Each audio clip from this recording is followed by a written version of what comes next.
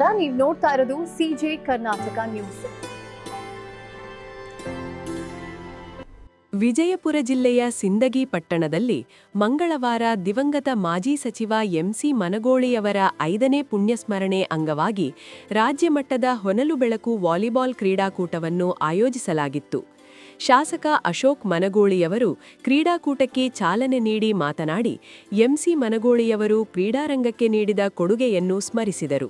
ಅವರ ಪುಣ್ಯಸ್ಮರಣೆಯ ದಿನದಂದು ವಾಲಿಬಾಲ್ ಕ್ರೀಡಾಪಟುಗಳಿಗಾಗಿ ಈ ಕೂಟ ಆಯೋಜಿಸಿರುವುದು ಸಂತಸ ತಂದಿದೆ ಎಂದು ತಿಳಿಸಿದರು.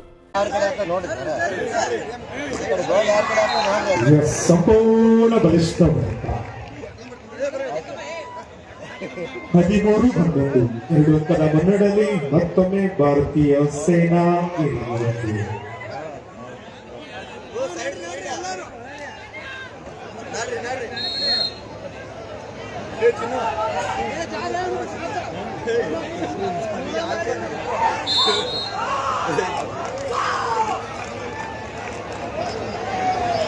ಎಲ್ಲ ನಮ್ಮಂದಿ